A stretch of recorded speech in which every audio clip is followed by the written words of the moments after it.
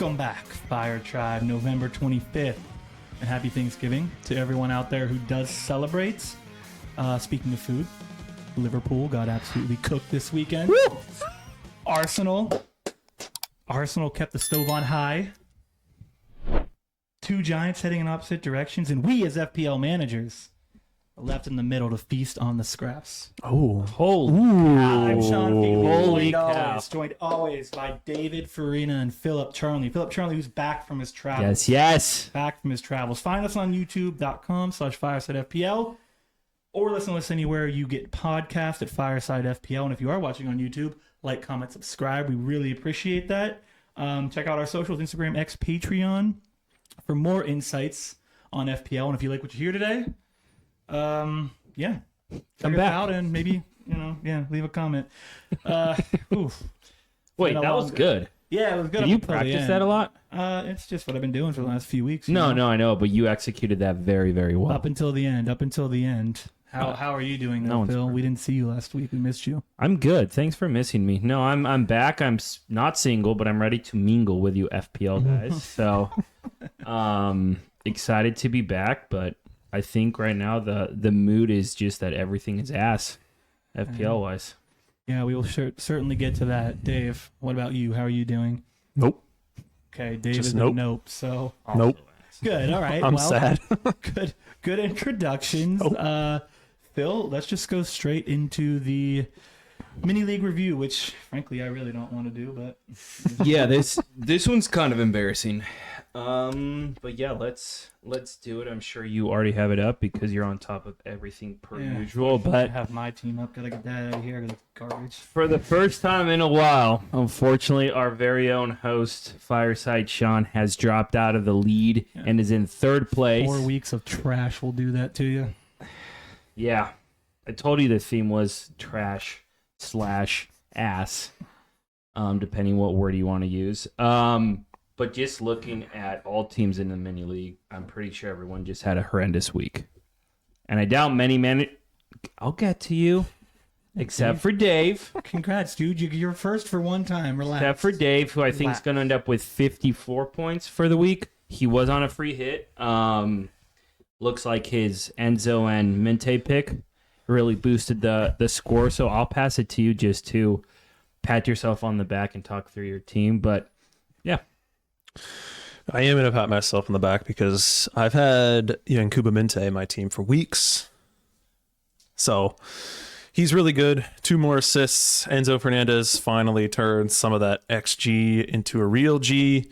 Danny Munoz, who I picked up on the free hit, scored for Palace, 14 points. Well, I picked him up. He didn't do jack. I'm sorry, man. I'm really sorry about that. I have to process this fact that I'm not first anymore. You should probably just know when to pick people up.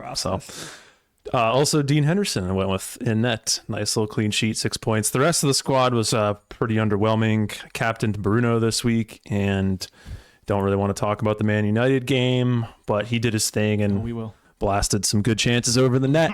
But I can't be too mad at 54 when the average was 32, at least as of right now. Yeah, I was going to say, because you're also going to get Senesse's 3 points. Oh, yeah, I'll have 57. 57. Cunha didn't actually play, so. On that note, you did think you had the best week. I want you to go to Ryan's team. And I didn't realize it because it hasn't updated. Look at this. Ryan. 46 points. Captain's Welbeck. Gabriel and Semenyo are coming off the team. And Cucurella and Eze are stepping in. So he's going to have an extra 26. He played Gabriel. Was he just not paying attention? He's going to have 72. Well, he had Cuckoo and Eze on the bench, so it really doesn't matter if he plays. I know, yeah, technically, it doesn't matter, but he also, I don't think really. Doesn't look like he paid attention, but he's about to have 72 points with no chip played, captaining Welbeck. Congrats to you, Ryan. That is ballsy as hell. Congrats Massive applause. When I see you this week, I will give you a handshake. That is nuts, actually. He also has Cheeto Obi on his bench, which I respect.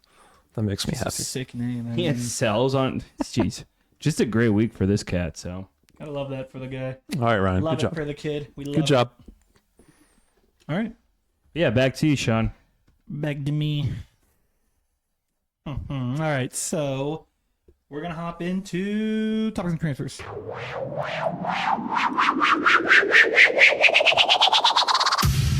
It's time for topics and transfers. All right, slight addendum to the topics piece. We're going to do a very similar thing, but it's going to be more of a what did we learn this week? And then we'll do transfers. What does as usual. addendum mean? A change to the What normal run of mean? show. Yes. I think it's a law term, if I'm not mistaken. It is.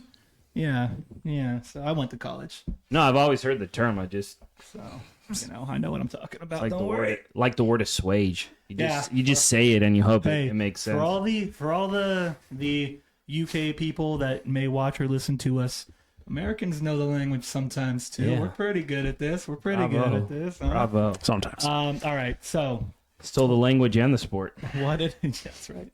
What did we learn? Liverpool may just not be very good.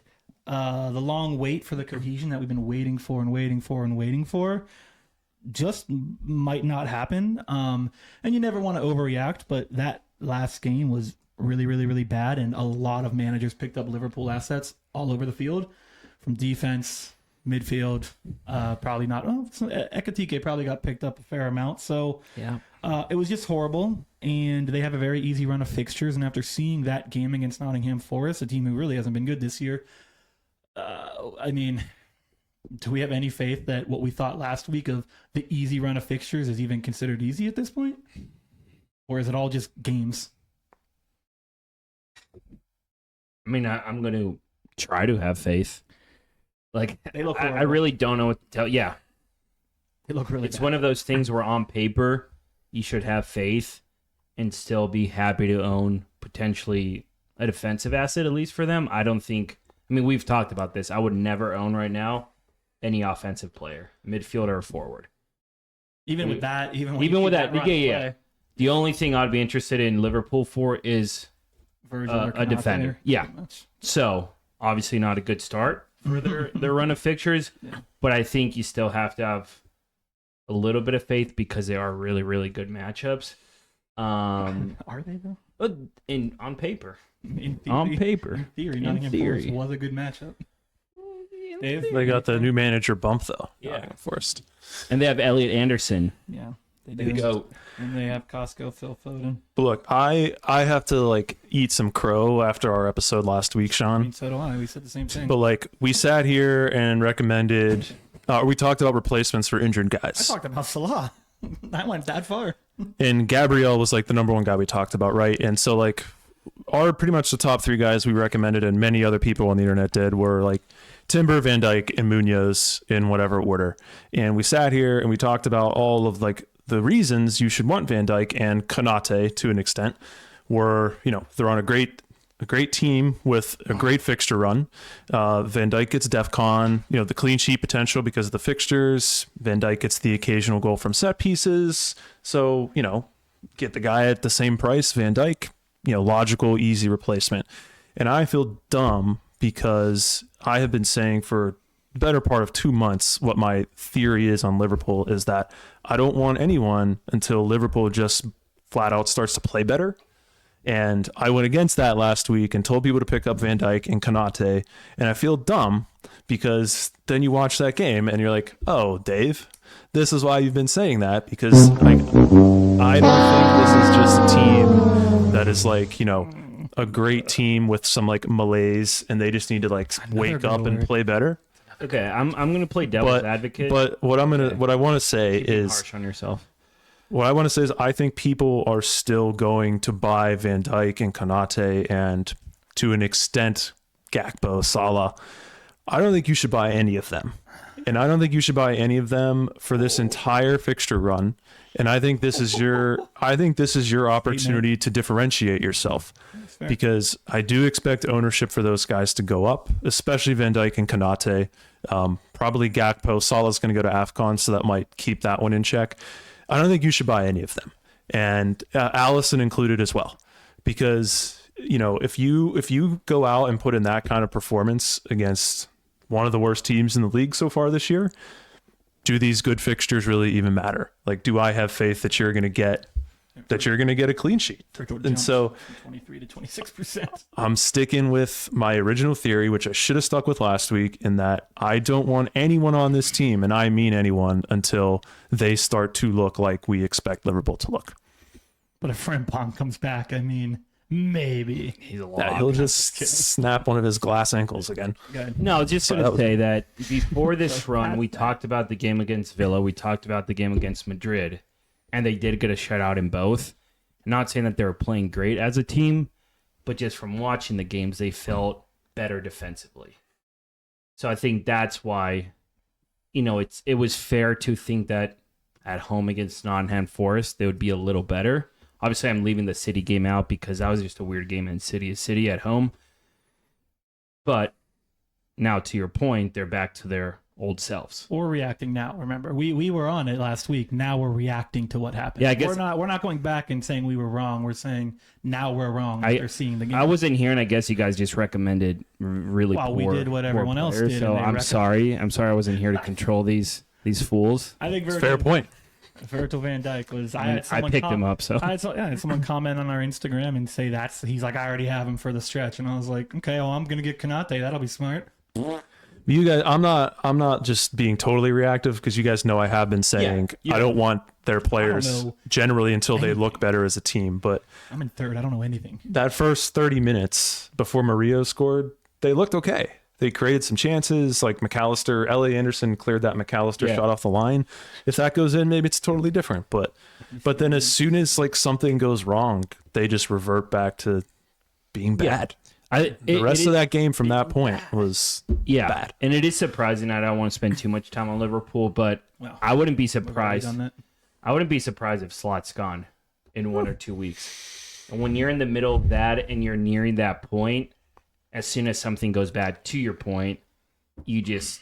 I don't think so. I don't think they're gonna get. I think the UCL. When's the last time Liverpool's lost like 6? I think the UCL is gonna, until he stops performing in the UCL. At the end of the day, I think they're gonna, if he's gonna keep winning in the UCL, they're gonna keep that as the target versus firing him. Now, if he loses 2 games in a row in the UCL, he's gone. I don't know. They still perform. You said they're still performing UCL, like they're still doing well there, and that's the ultimate prize. Don't think you can lose 7 league games in a row or whatever. You might be right. All right, job. Let's keep moving.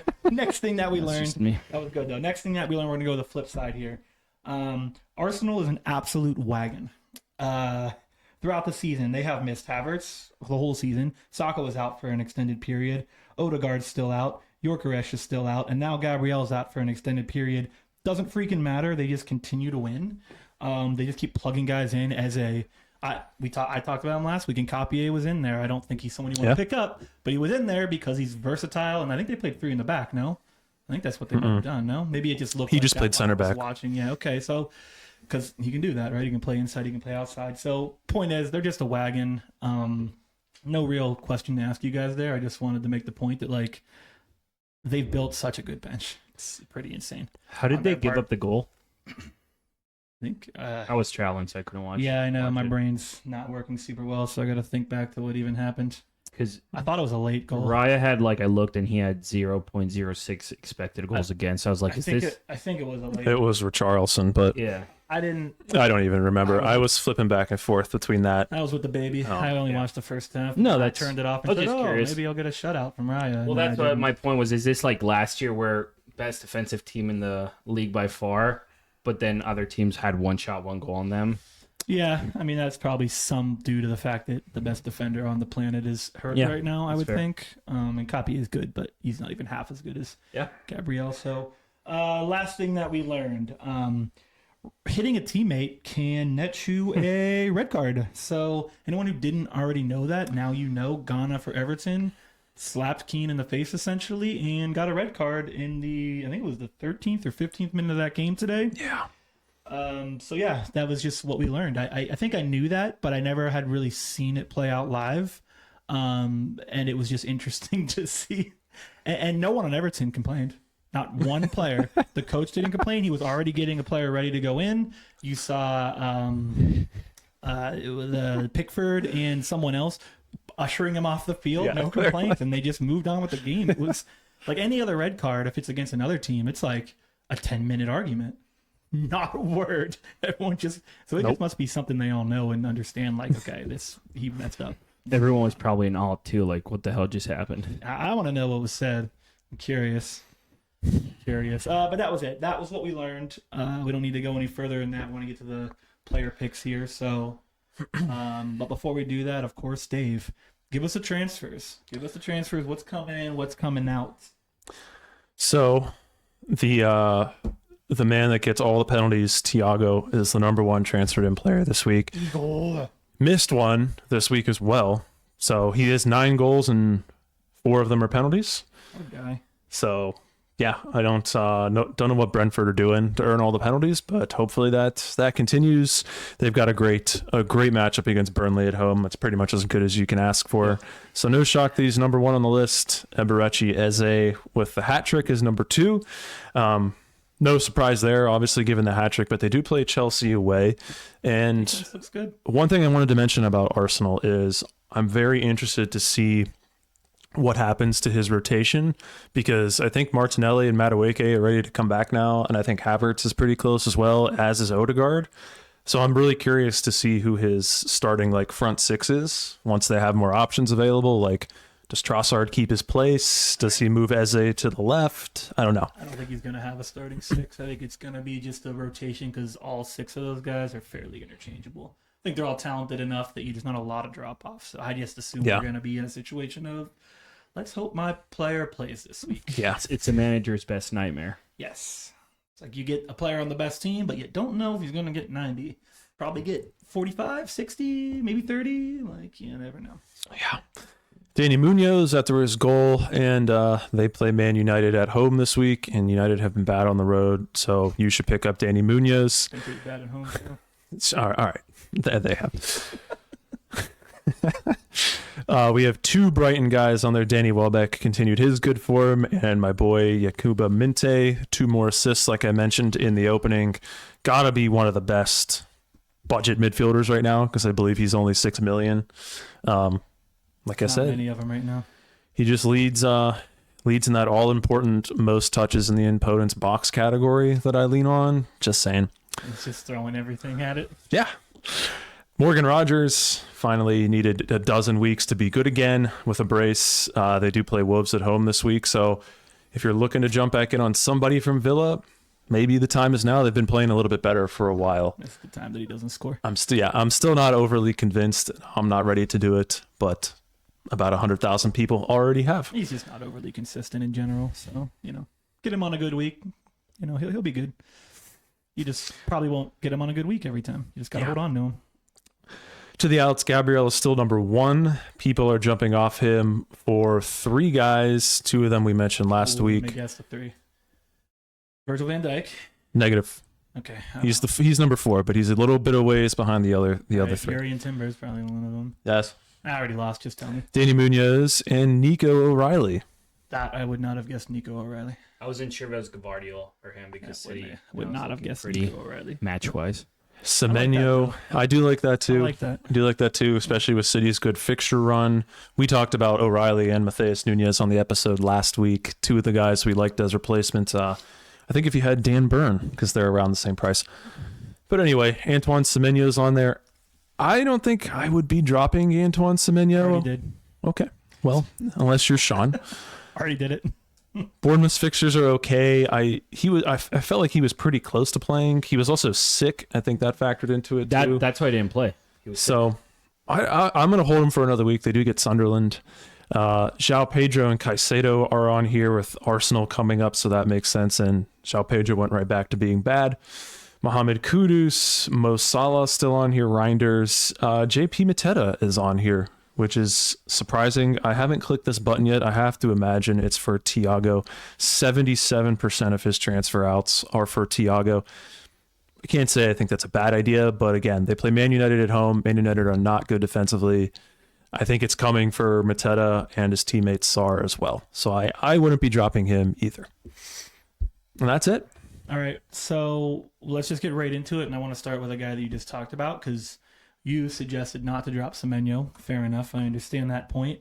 I dropped him because he has no points, no returns in his last 5 games. I understand he was True. hurt for one of those games. No returns in his last 5 games. And in those games, his expected assist numbers haven't even approached 0.1 yet. And his expected goal numbers, his best one was 0.79. Nothing else even got close to like 0.25 in an example, right? He's in like the 0.03, 0.03, 0.13. Like he's not even expected goals. He looks like he's doing the thing that we saw last season, where he's being streaky again. And that's mainly the reason I dropped him. I just wanted to make so people didn't think I'm an idiot. Like I didn't just drop him because I thought he was like out for an extended period of time. I know he's not, but he's just not doing much, and that team is kind of struggling. So that's why I dropped him. That's fair. So you know. That's fair. I don't hate it. All right, that was it. I just wanted to make sure people knew, like, there is a reason if you wanted to drop him, like, there's a fair reason why you could do that. He is struggling, and people like Minte are on the up and up. So that's a pretty solid switch off. But Minte does go to AFCON after the next 3 weeks. Semenyo does not because Ghana didn't qualify. Oh. 4 of his next 5 are Sunderland, Everton, Man United, Burnley, Brentford, if you want to go one more game. The schedule's all right. Yeah. I think there's going to be people that want to go back to him 4 weeks from now, especially if you're sitting there, if you have Mbumo, Minte, Sarr that are all going to leave. So that's my reasoning for holding him. I'm not ready to do it just yet. Rupi played in the midfield. I saw that. That's a cheap forward playing midfield for 86 minutes. Just throwing that out there. Did he do well? He did all right. It's because he's still on my team. That's why I said it. I know.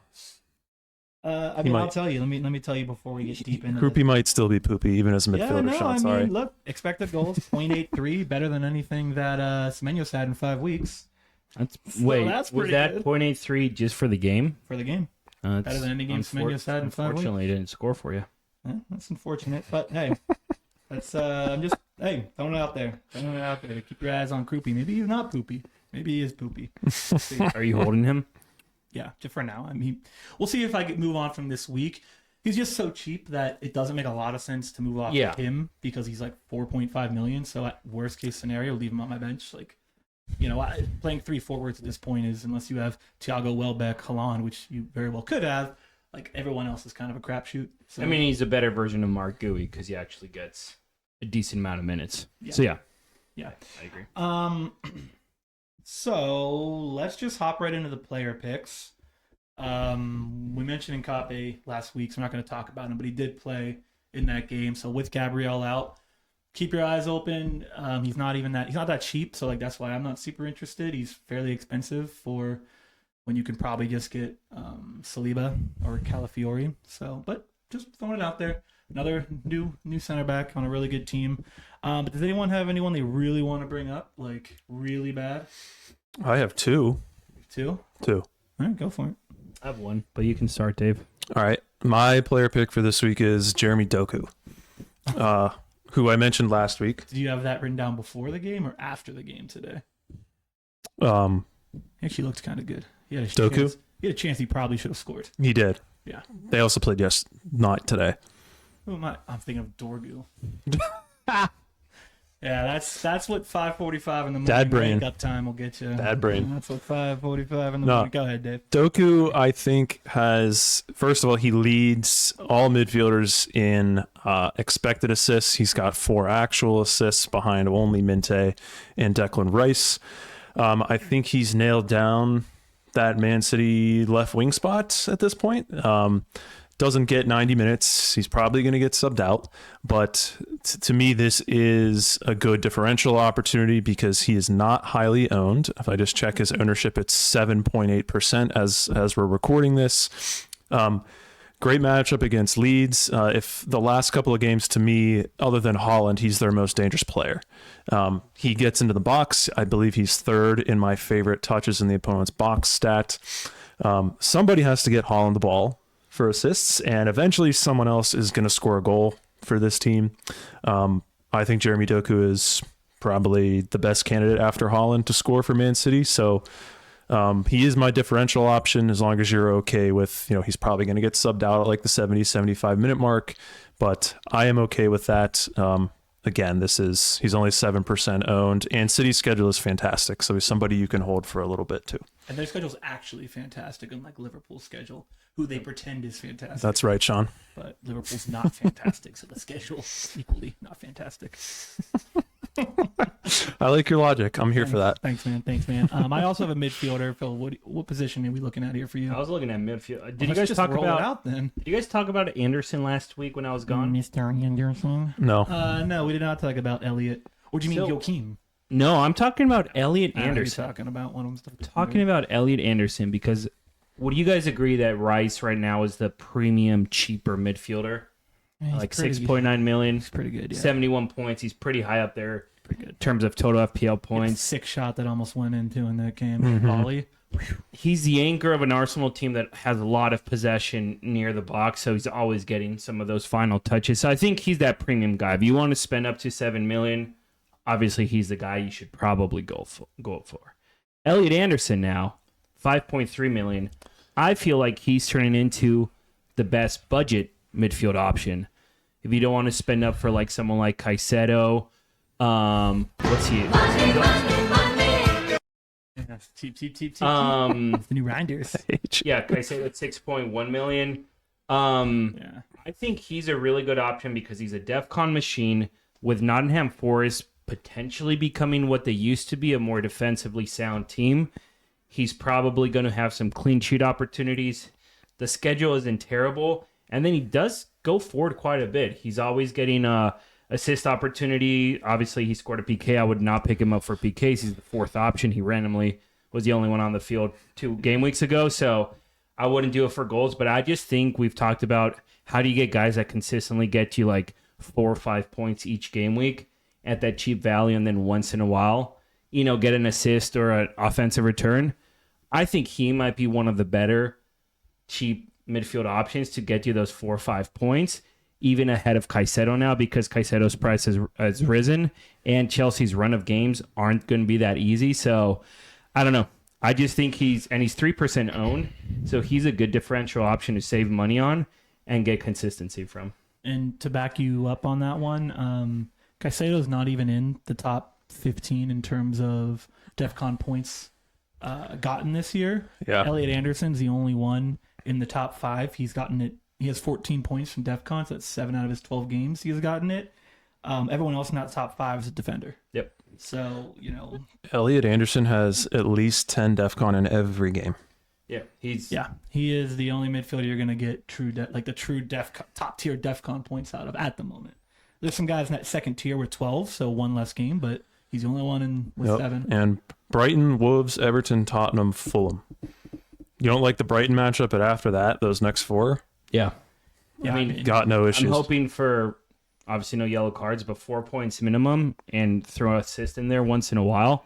He can just be a solid, consistent guy for you. Between he and Mente, both of those guys are very appealing. Well, that's a good point. Can you bring those both guys in? That would be nice. That was bad English. Can you bring both of them? Come on, Can you bring both guys in? You ruined it. They thought we were so smart. No, grammar's not my forte. Yeah, you're Spanish first. You're not. But you bring those guys in, and you have a lot of extra cash. Yeah, you do. Yeah, you do, buddy. So yeah, that's my guy. I like Anderson right now. I want to give him a hug. He's helping me out. Let me stay on the midfield train. I'm gonna go the opposite direction. I'm not gonna tell people to pick someone up. Frankly, I'm just gonna warn them because he is getting picked up a significant amount, and that is Eberechi Eze.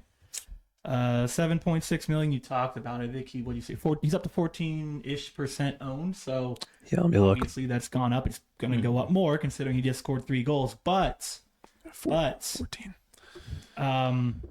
Despite having 4 goals in his last 4 games, obviously 3 in 1 game, he is 28th in expected goals. But he's tied for goals at the top in those last 4. So, his XG all season has been pretty poor in general. He hasn't broken 0.6 yet in a game for XG. So for me, I worry about that. I do think, to your point, Dave, he's a centerpiece on the best team in the EPL. So I don't have an issue if you want to go get him because obviously the value's there. But when we're talking about like true underlying stats to back up what he just did, doesn't exist. It just, he's doing that thing where he gets it. It's like Nottingham Forest last year. Shot goal, and maybe that keeps up. I wouldn't trust that, especially for a guy that you said in a couple weeks may very well just be rotated in and out at that point. So, like, I would rather go in the Minte direction, someone who's getting 90 every single game, and I'm not going to even worry about that. And he is actively in that box all the time, getting opportunities. So, word to the wise, Eberici Eze, I know the hype's there. Just understand. So I'm hearing from you, and I know Dave's probably going to dive into some stats here. If you want to pick up Eze, don't do it because he just got a hat trick. Yeah. Have other reasons for that. And if those other reasons are like he's on Arsenal, he's on a great attack, then so be it. But the reason to pick him up is he's talented, but it's because he's on Arsenal. Yes. His underlying stats do not back up what he just did. So maybe they will eventually, but they haven't to this point. So. Yeah. The only thing I'll say in his favor, he does have the most total shot attempts of any midfielder.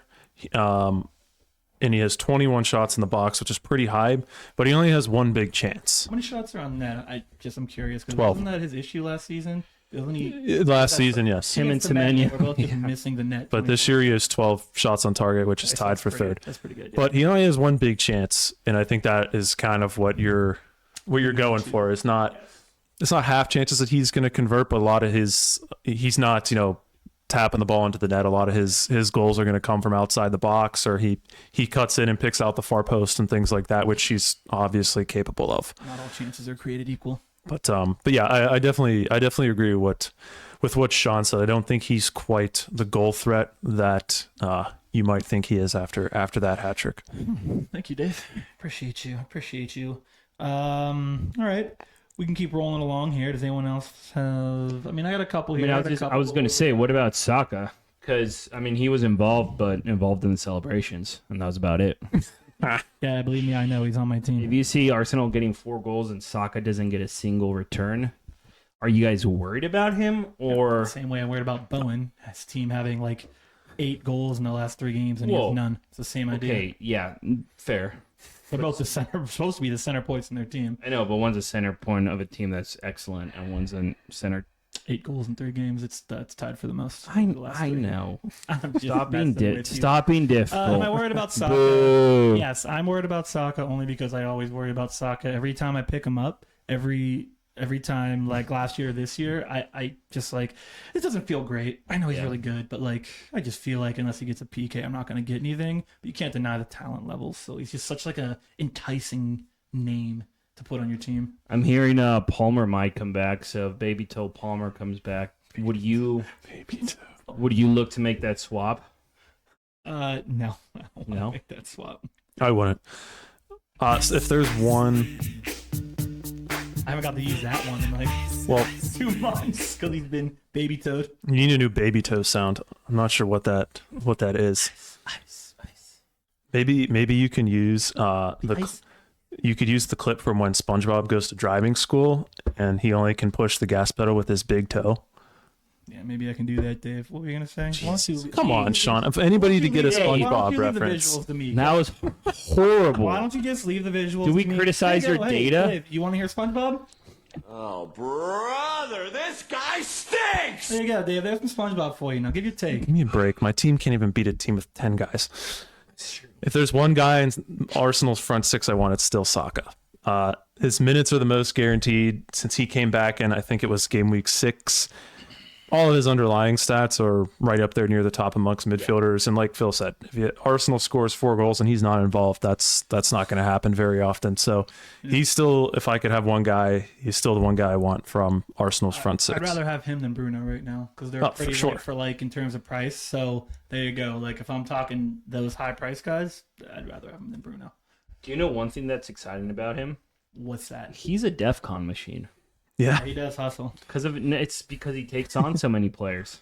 That's how he's getting and them. he hustles. He does hustle, but he goes. Yeah, Thanks. it's actually wild. 3 of his last 5. Yeah. So get Saka for his DEFCON. All right. Can't argue with that. can do Fireside We certified. can do that.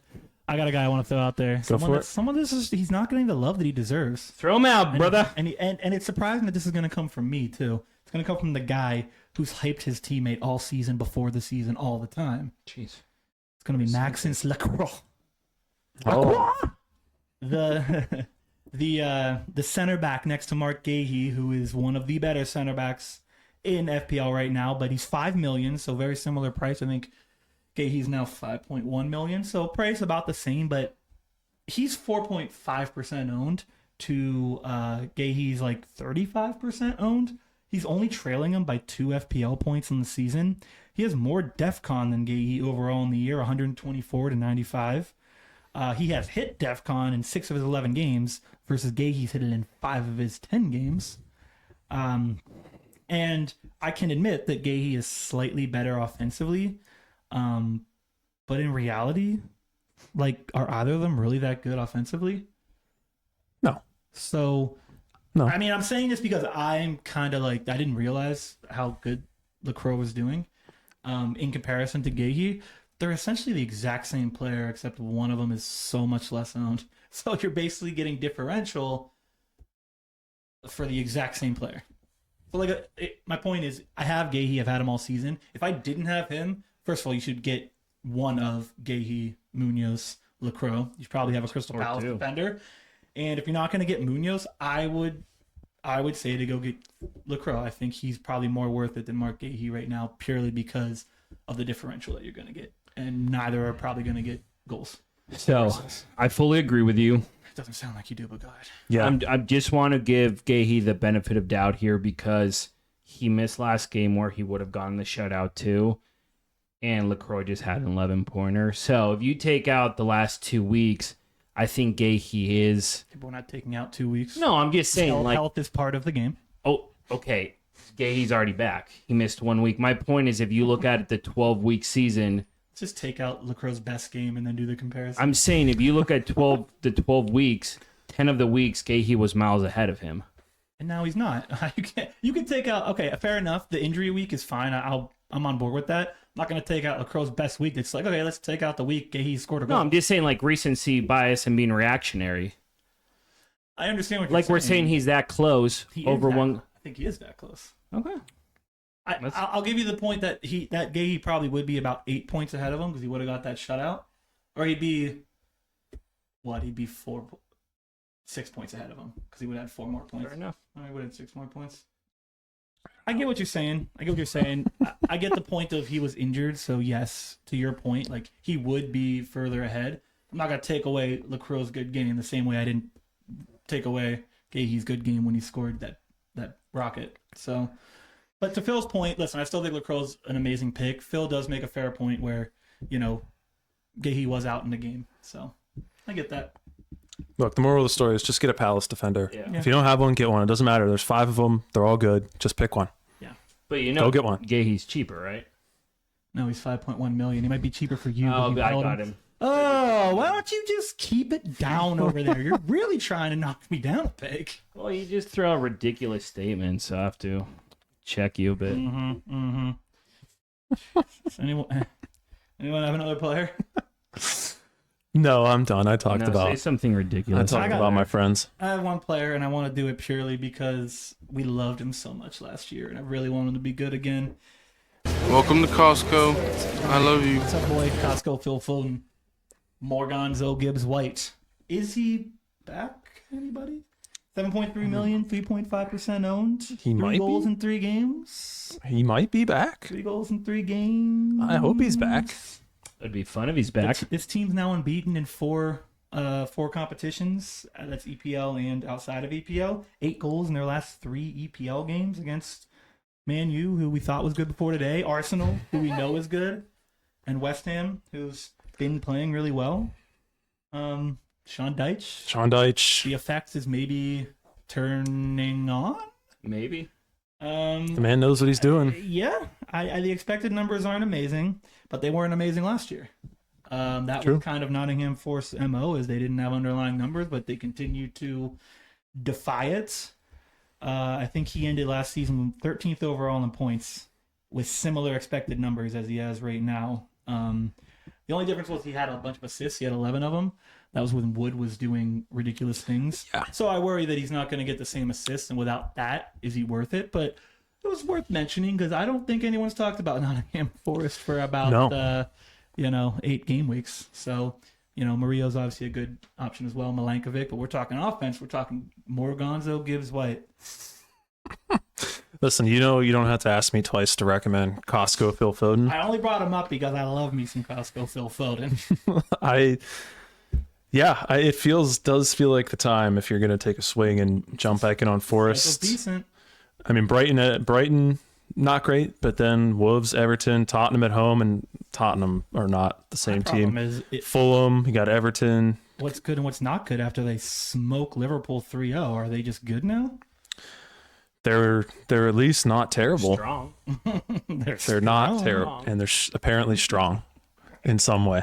Yeah. Okay. They're okay. a strong team. Oh, that's all I had. I just wanted to bring them up because No, I love that. Yeah. Okay, that's it. We are out of here. We'll be back here same time, same place next week. Looking back at game week 13. Looking forward to game week 14. Correct? Is my brain slow today? No, you're right. I'm Okay. just messing with you. All right, I'm trying here. Yeah. And with that, see ya. Fire. Bye.